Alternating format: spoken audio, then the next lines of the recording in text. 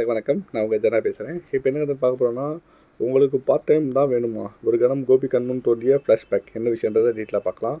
பாக்கியலட்சுமி சீரியலில் இந்த எபிசோடில் ராதிகா நீதிமன்றத்தில் வச்சு தனக்கு கோபிகிட்ட விவாகரத்து வேணுன்ற மாதிரி உறுதியாக சொல்கிறாங்க. இதை கேட்ட கோபி ஒரு கணம் ஆடி போயிடுறாரு. மேலும் கோபியிடம் என்ன முடிவு என்ற மாதிரி நீதிபதி கேட்கும் எந்த பதிலும் சொல்லாமல் தடுமாறி நிற்கிறாரு. இதனால் இந்த வழக்கை அடுத்த மாதம் தள்ளி வைப்பதாக நீதிபதி உத்தரவிடுறாங்க. அதன் பின் வெளியே வந்த கோபி, உன்ட்ட மனசு மாறி இருக்கும் அப்படின்னு நினச்சேன், ஆனால் ஏன் இப்படி செய்கிற, கூட சேர்ந்து வாழ தானே விரும்புகிறேன் அந்த மாதிரி எமோஷனலாக பேசுகிறாரு.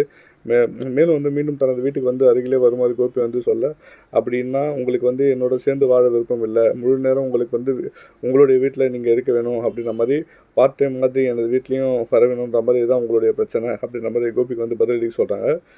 இறுதியில் உங்களுக்கு என்ன பிடிக்கும்னா, தயவு செஞ்சு இந்த வழக்கை இழுத்தடிக்காமல் எனக்கு டிவோர்ஸ் கொடுங்கன்ற மாதிரி சொல்லி முடிக்கிறாங்க ராதிகா.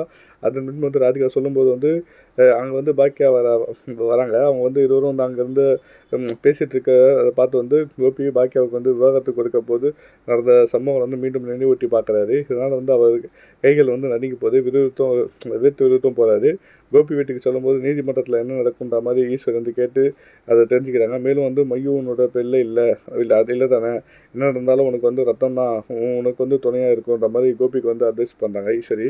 இதை கேட்டு கொஞ்சம் காம்ப்ரமைஸ் ஆகிறாரு. இருந்தாலும் இந்த சீரியல் நம்மளுக்கு ஒரு கண்டென்ட்டாக நம்மளுக்கு ஒரு போர் அடிக்காத விதமாக இன்றைக்கி நம்மளுக்கு கொண்டு போவோம்னு நினைக்கிறேன். பார்ப்போம். தேங்க்யூ.